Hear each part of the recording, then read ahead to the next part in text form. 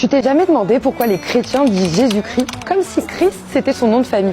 Salut cocotte. Et toi, tu t'es déjà demandé si les femmes avaient le droit de parler sur les réseaux sociaux? Ton prophète, il a dit, le témoignage d'une femme n'est-il pas égal à la moitié de celui d'un homme? Les femmes ont dit, oui. Il a dit, c'est à cause de la déficience de l'esprit d'une femme.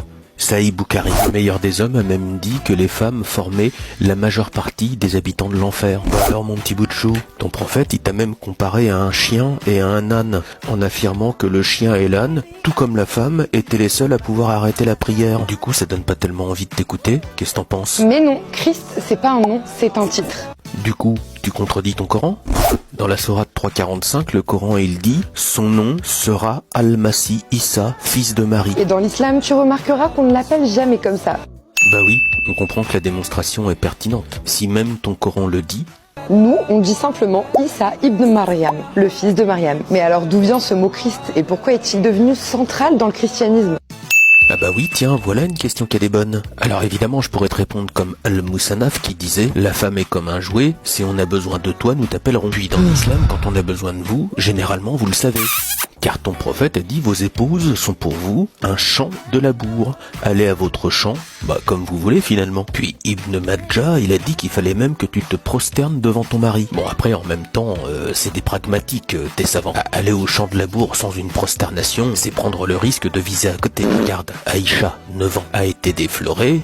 Et c'est tout simplement une formalité. Ok, je t'explique tout. Le mot Christ vient du grec Christos, qui est la traduction du mot hébreu Machia, c'est-à-dire le Messie, celui que Dieu a choisi. Donc à la base, Jésus-Christ veut dire Jésus le Messie. Et ce Messie, il était déjà annoncé dans la Torah révélée à Moussa alayhi salam, donc Moïse, 1400 ans avant Jésus. Et d'ailleurs, les Juifs l'attendaient, un homme pieux, un envoyé de Dieu, un libérateur. Bah du coup, j'ai rien compris à ta vidéo, parce qu'au début, tu demandes pourquoi les chrétiens appellent Jésus Jésus-Christ, et finalement, tu donnes la réponse. Tu dis que les chrétiens disent que Christ est un nom, alors que c'est dans le Coran qu'on va retrouver que son nom sera Al-Masih Issa. Alors loin de moi l'idée de cautionner ce genre de comportement, mais je comprends mieux Ibn Majah qui disait on ne doit pas demander à un homme pourquoi il bat sa femme. Bah oui, ça fait 1400 ans que l'islam dit que vous êtes la moitié d'un homme, et que tout ceci est à cause de votre déficience d'esprit. Mais avec le temps, plein d'idées étrangères se sont glissées dans les textes. Bah oui, je te le fais pas dire.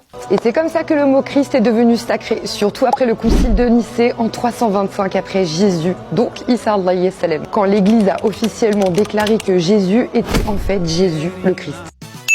Bah oui, mais tu dis des conneries, ça va pas être possible là. Jésus, de sa bouche, nous dit qu'il est le Christ. Évangile de Jean, chapitre 4, versets 25 à 26, la femme lui dit, donc la Samaritaine, « Je sais que le Messie doit venir, celui qu'on appelle Christ.